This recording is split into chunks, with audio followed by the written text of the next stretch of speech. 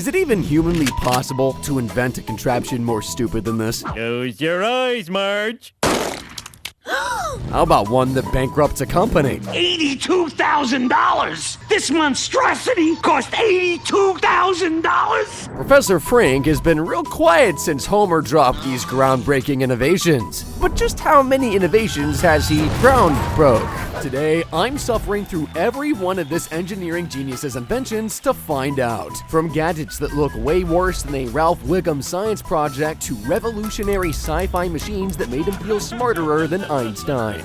These are all the patents of Dr. Homer J. Simpson. First up, that wretched poke pole. After asphyxiating his own son hundreds of times, it's really no surprise this horrible father's dabbled in child-abusing contraptions. In On a Clear Day I Can't See My Sister, Bart annoys Lisa for the last time, so she turns to legal measures to permanently stop him bugging her. Simpson, this is a restraining order. From now on, you must stay at least 20 feet away from your sister. Bull spit. No piece of paper keeps me from wailing on my sister. So, you see what happens when you don't obey your restraining order? Yes, Chief Wiggum. And that's when you know you failed at parenting. After bailing Bart out of jail, Homer wonders how he's gonna keep him 20 feet away from Lisa at all times. Ah yes, invent this totally humane device. This 20-foot pole will make Bart's restraining order oh so easy to enforce. Homer. Thanks to Homer's poke pole, Bart was left with permanent nerve damage. And I wish I could say that was the saddest part of the episode. I bet they miss me.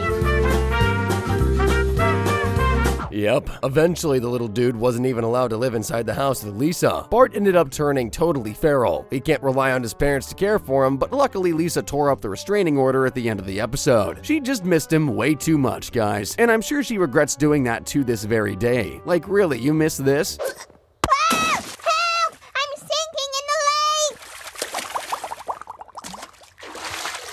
Check it out! That frog has a nerd on its butt. That episode was just one of many examples of Homer treating his only son like garbage. But that doesn't mean he's a bad dad 24/7. In I Annoyed Gruntbot, he had a crack at making a fully functioning robot for his boy. Let's see how that panned out. In this episode, Bart is embarrassed by his slow, lame bike, but his parents tell him he won't get a new one until this one breaks. Coincidentally, that happens within the next 24 hours. Please. Yes!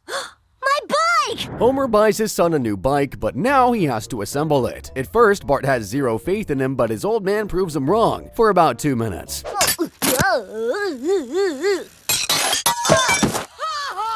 Your dad's not handy! Bart's hurt and in need of first aid, but I think he'd rather take his chances with Dr. Nick than Dr. Homer's first aid kit of horrors. I brought a homemade first aid kit. It's spring-loaded for quick access.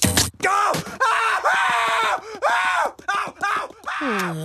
We'll give the guy credit for at least spelling first aid correctly. After cleaning up his gnarly head injury, Homer sees his boy watching Robot Rumble and suggests they build their own robot together and enter. Way to let a guy down gently, Bart. Face it, you're not the most mechanical guy in the world, but you're good at other things, like eating while driving. That's something. First of all, thank you. Secondly, Determined to make his son proud, Homer tries building the robot alone, but it keeps falling apart. In times of crisis, he always remembers a piece of oddly specific advice Abe once shared with him. I mean, just listen to these words of wisdom. if you can't build a robot, be a robot. Just try and tell me Abe Simpson isn't the greatest philosopher since Aristotle. Following his dad's weird advice, Homer disguises himself as a creepy, oversized mailbox powered by a fat alcoholic on a tricycle. Match this six-pack.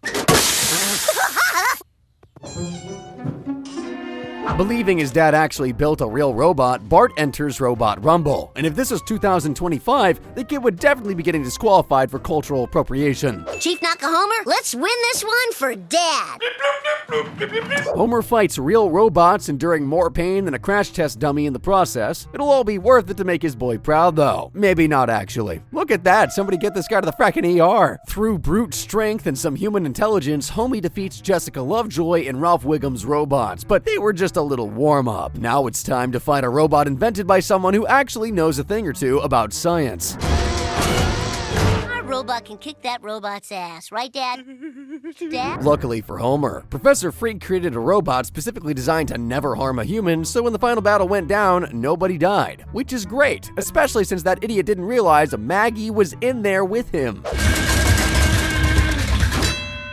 To ho. left. Did you see her? That little gal's the hide-and-seek champion of the world. Homer could never relate to winning anything, though. Once he got exposed for being a fraud, Bart was disqualified. Still, he appreciated his dad's efforts. And I should frackin' hope so. Seriously, dude's nighttime routine went from flopping on the bed without showering to this. Look what I just pulled out of my arm. Can you hand me that magnet? Sure. Can you do my back? Homer's blubbery back may have endured 50 bullets, but his heart's even tougher than a 50-foot-tall lard lad. In Homer the Heretic, it's a super cold Sunday morning and Marge is trying to force her husband out of the bed for church. How dare she interrupt this weird but honestly kinda sad dream when you remember he got abandoned by his mom as a kid. Another beautiful day in the womb.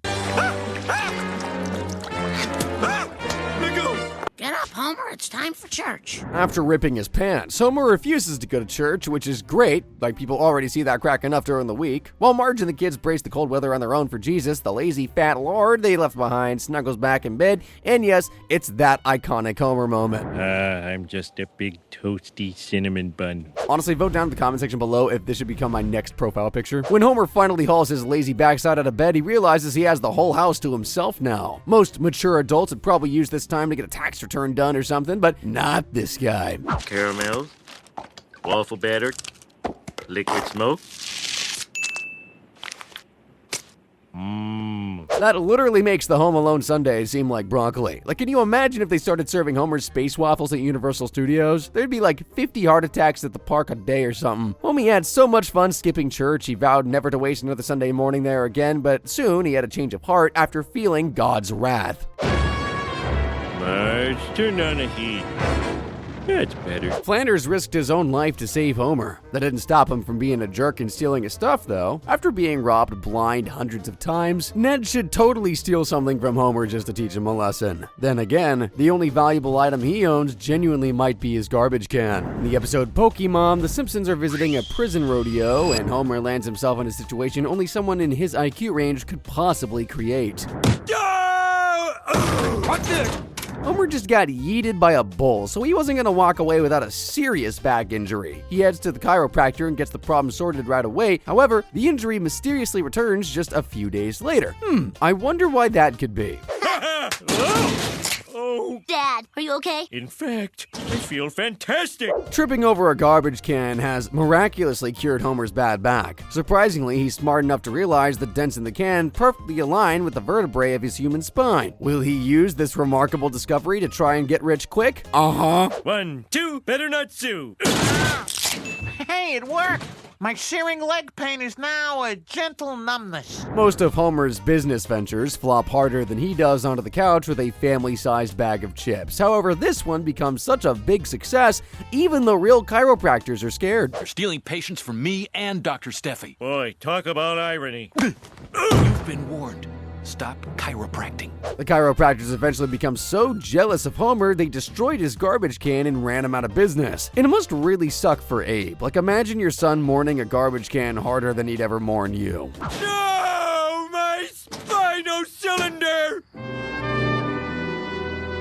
Homer's smelly old garbage can. The most tragic death on The Simpsons. Dang, I should have included that in my video. Okay, so Homer Simpson doesn't have many friends, and the ones he does have are basically all garbage, like that can. Especially that no-good, ugly Moe. From constantly threatening to torture and murder Bart, I get home to you, you're dead. I swear I'm gonna slice your heart off. to blatantly trying to scam his oldest and dearest friend. Right, Mo, I want to try something special. Doof from Sweden.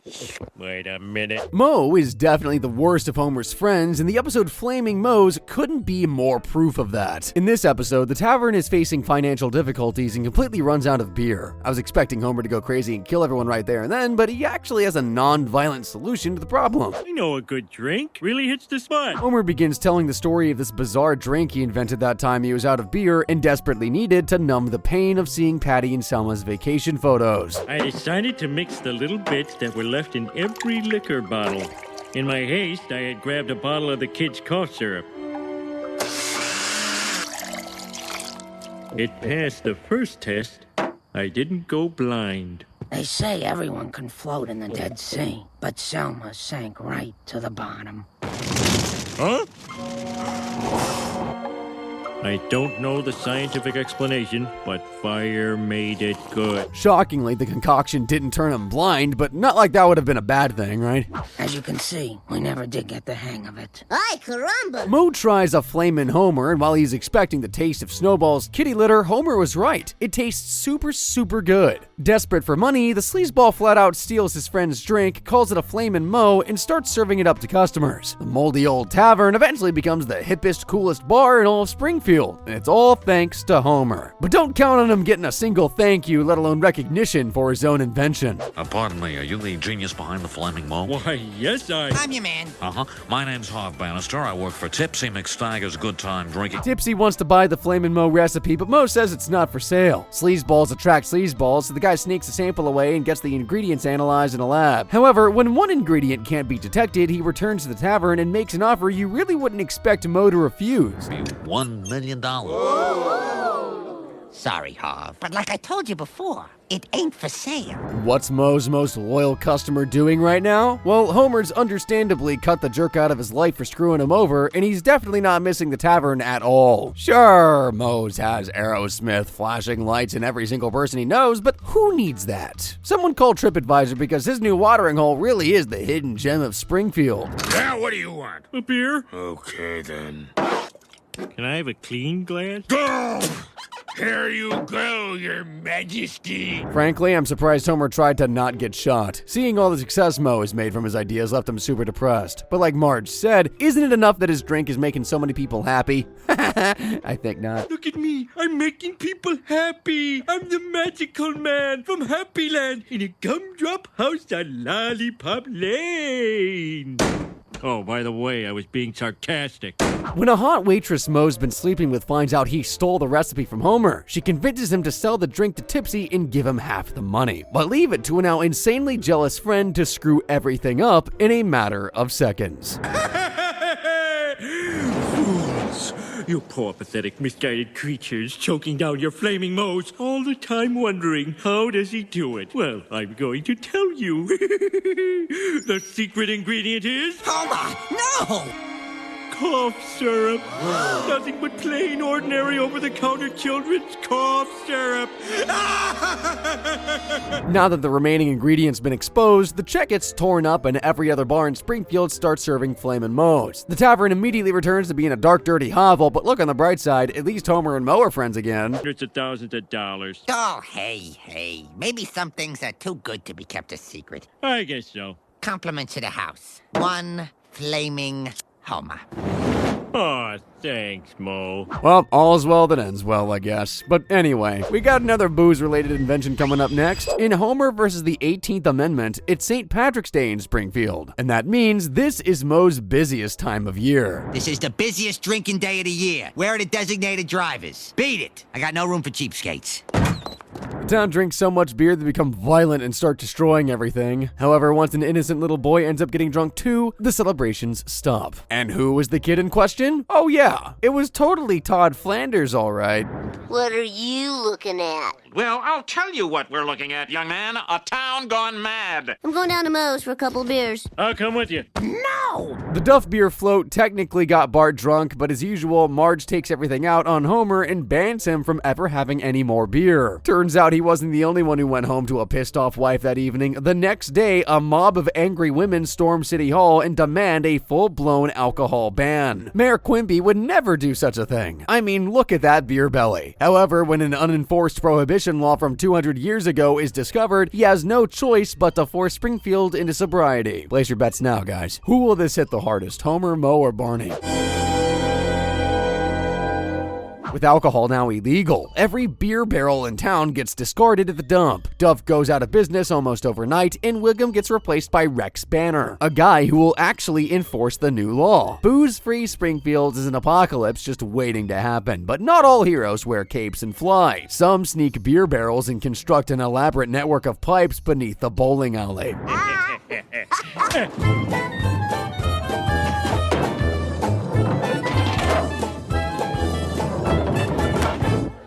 you go bond, that'll be $45. 45 bucks? Mark my words, there will come a day when a beer costs $45. I've seen some going for 15 these days. Dark times are ahead, folks. Dark times. Anyway, I gotta hand it to Homer. I totally thought he'd hoard all this booze for himself. I cannot believe he's sharing it with everyone, even if he's earning a bit of moolah in the process. When Marge finally catches her husband in the act of illegally supplying beer to the tavern, she's not even mad. Just proud he decided to use his brain for once. Dang. Very clever. And look at all the money I'm making. Ooh. Mom, prohibition may be unpopular, but it's the law, and we still have... Go to your room, Lisa. Yeah, go to your room, Lisa. She's a Karen in the making, I'm telling you. When Homer eventually ran out of beer, he tried making classic cocktails bathtub style. After causing countless explosions and setting himself on fire, the idiot finally decided to throw in the towel. He came forward as the beer baron too. The plan was to help Chief Wiggum get his job back. It worked, but at what cost? To violate this law shall be punished by catapult. Last time I helped you. Sorry. In the end, Springfield discovered the Prohibition law was actually repealed 199 years ago, so Homer got released since he never committed a crime in the first place. Dang it though, like I wanted to see his flying butt make it all the way to Shelbyville. Homer's got 7 patents to his name so far, guys, and knowing how behemoth his appetite is, I was for sure expecting way more food-related ones. Still, maybe it's for the best. Remember the mutant crop from E.I.E.I.D.O.? Old McSimpson didn't really expect to find that on his farm. In this episode, Homer watches Zorro one time and can't stop challenging people to duels. Satisfaction.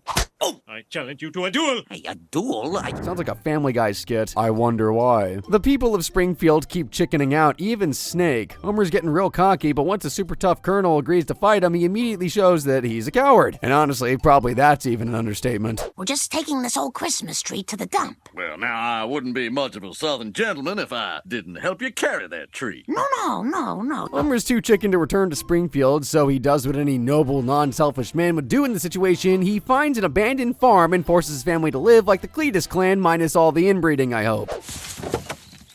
Race you to the swimming hole.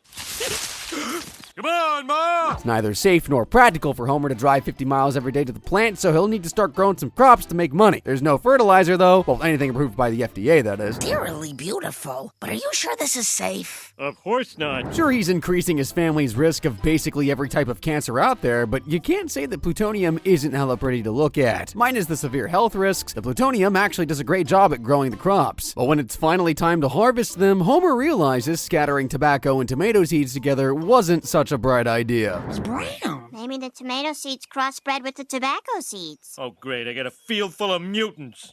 Or was it? Said it tasted terrible. It does. But it's smooth and mild and refreshingly addictive.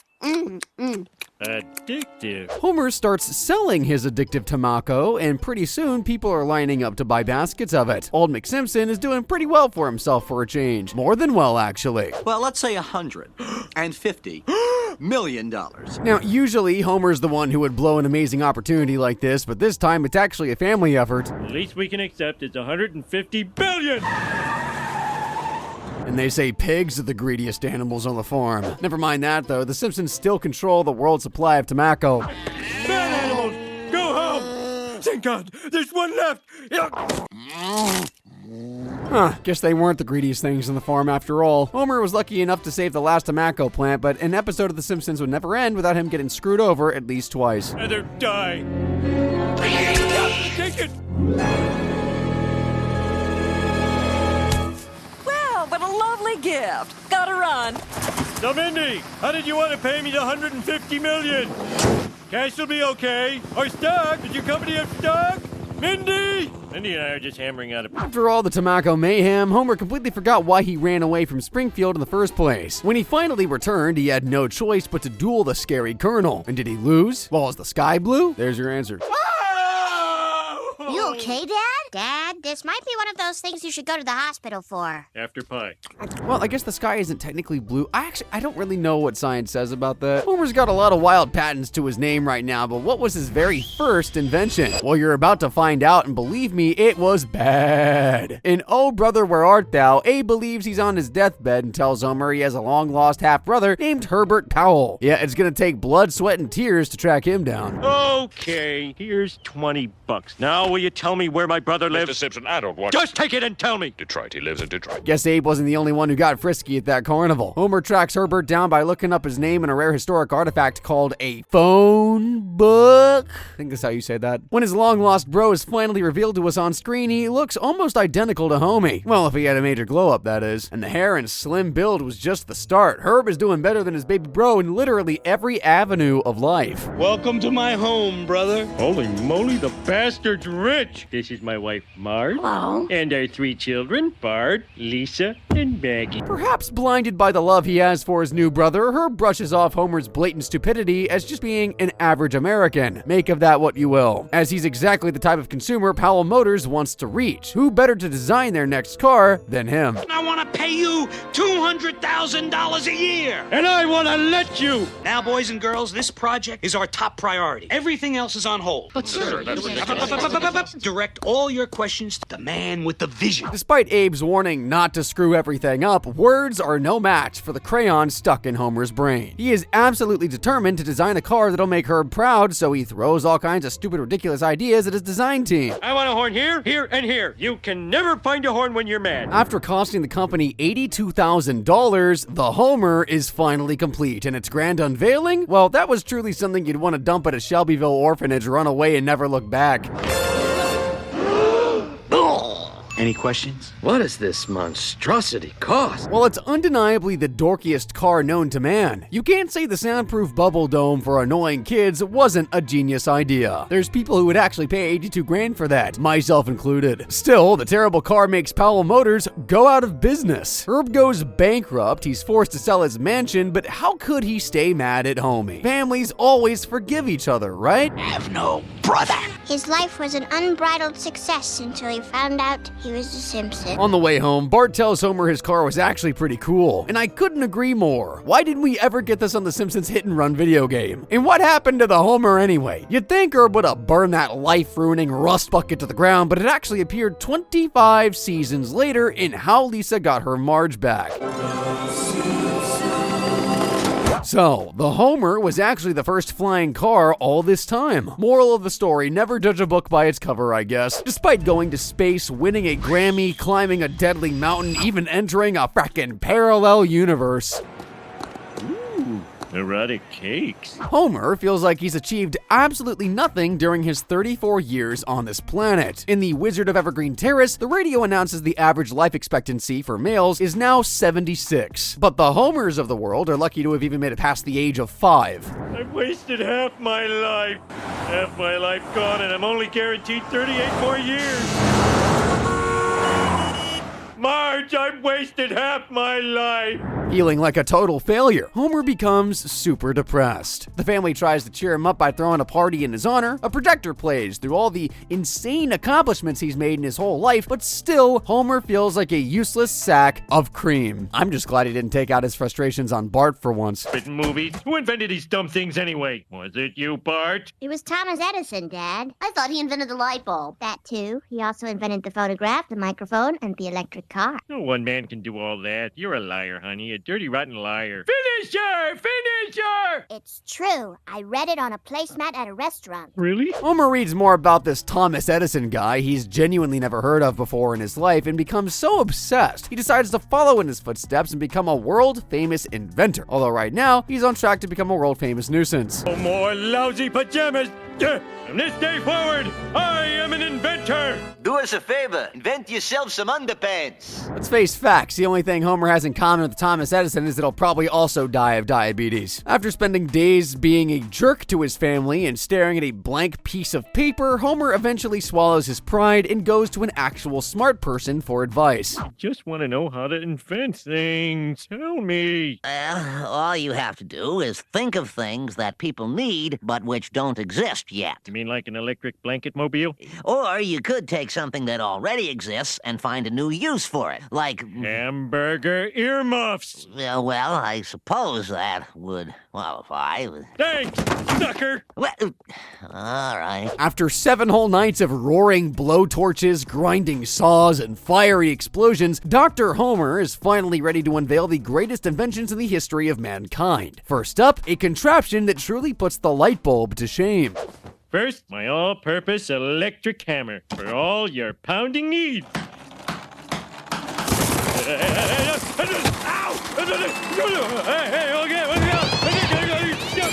Okay, guys, the first one didn't even count, okay? Homer's just getting to the good stuff now, okay? I mean, how has civilization even survived without one of these babies? Everything's okay alarm. This will sound every 3 seconds unless something isn't okay. Turn it off, Homer. It can't be turned off. But it does break easily. Up next, a very special invention Homer has invented just for the ladies. Long gone are the days of spending forever applying makeup. Just one shot of this bad boy and you're ready for a night on the town or the circus. Close your eyes, Marge. And now you're ready for a night on the town. Homer, you've got it set on. Oops. Okay, this time try to keep your nostrils closed. Oh, look what you did. Now I have to go get my cold cream gun. Hey, at least these guns can't hurt you. Well, unless you're allergic to dairy. Dad, women won't like being shot in the face. Women will like what I tell them to like. Oh, so now Homer's a sexist pig, too. He's clearly trying way too hard to channel a 19th century scientist here. I'm sure Edison is probably turning in his grave at this point, especially over not inventing this Nobel Prize winning masterpiece. Easy man, reclining toilet chair. You can just lean back and let her rip. You expect people to go to the bathroom in their living rooms? Sure, believe me, every man in America will want to have one. Homer was so proud of all his dumb little inventions, I was expecting Marge to lie through her teeth about how amazing they all weren't. Possibly fearing for the safety of her makeup bag, she tells her husband all of his gadgets suck and he walks away more depressed than ever before. But hey, look on the bright side. At least someone appreciates them. Somebody had to tell him, Mom. In the long run, it's much kinder to... Do you mind? The next day, Homer says he's given up on his dream and promises to go back to being a decent husband and father. When was that? Before Bart can pipe up with a snide remark, beat him to it, Homer almost falls off his chair but gets saved by the one useful thing he did invent in that basement. On there, because I kept tipping over when I was trying to invent stuff. They're on hinges. That's really ingenious, Dad. It could save lives. Really? You think it's a good idea? Oh yeah, safety sells, especially to lamos. I'd buy one. Me too. We did it! I'm gonna be rich! Homer rushes off to tell a photo of Edison about the amazing thing he's invented, only to discover the old fricker already beat him to it. He never patented the untippable chair, though, so we're still counting this one as one of Homer's inventions. Now, if he can just get to the Edison Museum and destroy the original chair, everyone in his universe will give him credit too. Out of the way. This is one invention you're not getting credit for, you inspiration hog. Your electric hammer, Maestro? Invent your way out of this, Edison! When Homer learns that Edison was inspired by Da Vinci, and just like him, he was a man in another man's shadow, he puts the creepy dummy back on its chair and goes home. He accidentally left his electronic hammer behind, but I'm sure the museum's janitor will just throw it in the trash. I mean, not like anybody wants that useless piece of junk. This brilliant innovation is expected to generate millions for Edison's already wealthy heirs. Dad, those should be your millions. I gotta admit, Homer, you're taking this pretty well. Let's just say I'm sitting in the right chair. Shouldn't he pull his pants down first, or has he cut a massive hole in the back of them? Either way, imagine being so lazy you can't even walk 10 steps to the bathroom. As you probably all know by now, Homer isn't exactly known for being good at his job. As the professional safety inspector of the plant, he's supposed to be an expert in nuclear physics. For all the meltdowns and chaos he's caused over the years, finding out that this fool That got it. once built a nuclear reactor is almost as shocking as, well, I don't think anything could be more mind-blowing than that, actually. In Fat Man and Little Boy, Bart loses a tooth, puts it under his pillow, and waits for the tooth fairy to cough up some serious dough. Turns out strangling was just the tip of the iceberg. Check out this pure evil act. What the? The Tooth Fairy's made a donation in my name to the United Way? That gossamer witch. Really, guys? Really? You couldn't find a single dollar, hell, even a quarter to put under your kid's pillow? Waking up to nothing from the Tooth Fairy makes Bart totally lose his childish imagination, and he decides he's now officially a grown-up. Not sure you can call what he does next particularly mature, though.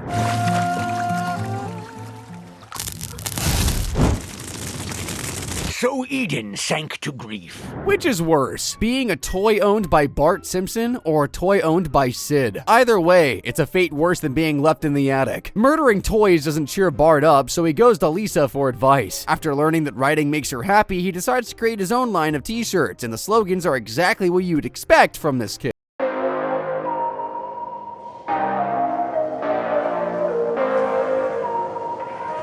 Well, if selling t-shirts doesn't work out, Bart can always get into modeling, I guess. After getting run over by Goose Gladwell, the kid teams up with him to start selling the shirts, and pretty soon he's making so much cash, Homer doesn't even have to work anymore. Bart, can I ask you an important question? Here's 50. Woohoo! That's your donut money too, mister. Oh. Now that he's retired, Homer has lots of free time, and eventually he does start spending it with someone more important than food and TV. You be the girl, and I'll be the car. And I'm going to the organic market. Screw the market! We're going to Mexico! Whee! It's really weird seeing Lisa actually act like an 8-year-old, but okay. Of course, Malibu Stacy time has to come to an end, especially with the big science fair coming up soon. It's the history of nuclear physics from Marie Curie's laboratory to a scale model of the first nuclear reactor. Oh, you'll win for sure. Homer says Lisa will win for sure, however she tells him Martin's invented a robot that looks like a child. Afraid his little girl will lose, Dad of the Year here robs plutonium from the plant and summons every brain cell he has to build her something he knows has to win first prize. I juiced it up a little. Dad, that could explode. Oh, that's ridiculous. That thing's gonna blow. Drop this toy and run. So Homer Simpson, the man who hit a chestnut tree, tried to jump Springfield Gorge, sold his soul for a donut, and stuck fire in his ears, that guy actually built a fully functioning nuclear reactor. Dang, that crayon must be having its first day off in 30 years. Marge tells Homer to get rid of the dangerous project, which could destroy the equivalent of 3 states if it blows. But there are clearly far more important things that need dealing with right now. I'm just a stupid kid. Son, when you grew up, I grew down. But now I can see you need your dad more than ever. Bart's business partner has screwed him over and sold his t-shirt rights to Disney without even offering a single cent in return. Only Homer can walk all over his kid, so he storms the joke shop armed with one of the deadliest weapons in the country to demand his son's fair share of the profits. If I turn this dial, the resulting blast would destroy the entire Tri-City area, including that guy who sells those blue blocker sunglasses people sometimes wear. Homer's terroristic threat makes Goose hand over the money, but did he really think he was going to let him off that easily? Some dribble glasses, fake boobs, 2 of Bart's t-shirts, and that wrapping toilet seat. Bart thanked his dad for standing up for him, but where did all that money go that he made? And more importantly, what on earth happened to the reactor after Homer abandoned it at the dump? The mysteries of Springfield, I guess. I don't think calling Homer Dr. Homer can even be considered sarcasm at this point. Like, he just built a frackin' nuclear reactor. And now we're getting to an invention that truly makes him seem smarter than Einstein, Thomas Edison, Tesla, every other old science guy combined. In Treehouse of Horror 5, we're shown 3 different Simpson parodies of famous horror stories. After trying to kill the family in The Shining, Homer is ready to take on Ray Bradbury's A Sound of Thunder, although I don't recall the protagonist being this frackin' stupid. After freeing himself from the appliance he probably stole from Flanders, Homer heads to the basement to repair it. Amazingly, his walnut brain actually ends up fixing it. Even more astonishingly, the doofus accidentally invents a contraption Frank could only build in his wildest dreams. To travel backwards through time. Homer remembers another piece of oddly specific advice Abe gave him. If you ever travel back in time, don't touch anything because it can alter the future in ways you can't even begin to imagine. Pretty sound advice. After standing perfectly still for 3 seconds, the idiot squishes an annoying mosquito. But killing one puny bug surely won't do any harm. Hey. Idly ho, slaverinos. Hey, what the hell is that geek Flanders doing on TV? Killing that mosquito totally destroyed the future. Now Homer's living in a world ruled by the unquestioned lord and master of the world, Flanders. The alarm detects a negative Nelly in Sector 2, so all the Simpsons get sent for re-netification. A truly diabolical process, worse than even the most evil medieval torture. More milk, a little nap, and a total frontal lobotomy. It's not so bad, Homer. I mean, if re-netification included a free Flanders hot cocoa, I would willingly sign up for a full frontal lobotomy, not to mention I get a free souvenir. Keep the piece of brain they cut out. Look. Ooh, hello. Join us, Father. It's bliss. On second thought, I'd rather take my chances in dinosaur times. Homer seems to think the same and rushes back to the toaster to set things right, but standing still and not touching a thing might be easier said than done. Must have just made it! This is neither the first nor last time Homer's fat butt will destroy everything. It's like Dad. Let's kill it. Okay.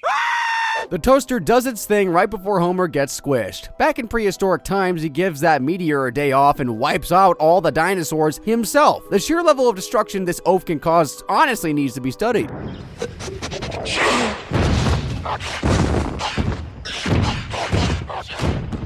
This is gonna cost me. After returning to the present day, Homie's shocked to find out he's created a future where he lives like a king. And that's not even the best part. New Lexus to Aunt Patty and Selma's funeral today? He could stay here forever, but if something sounds too good to be true, it probably is, especially in The Simpsons. What's a donut? If dumb old Homer stuck around for 2 seconds, he'd be eating himself into a coma right now. But oh no, he's on his way to butcher more timelines. Sick of constantly going back and forth, Homer takes a club and angrily destroys everything he can in dinosaur times. Lo and behold, that's exactly what he needed to do all along. At freaking last, the toaster returns him to his original universe. Well, close enough, anyway. Close enough. So, how many inventions has Homer built in total? From food that sends your cholesterol out of this world to that darn electric hammer, the engineering lord of Evergreen Terrace has 17 patents to his name so far in the show. Want to see more videos like this one? Click the screen right about now, and as always guys, thank you very much for watching.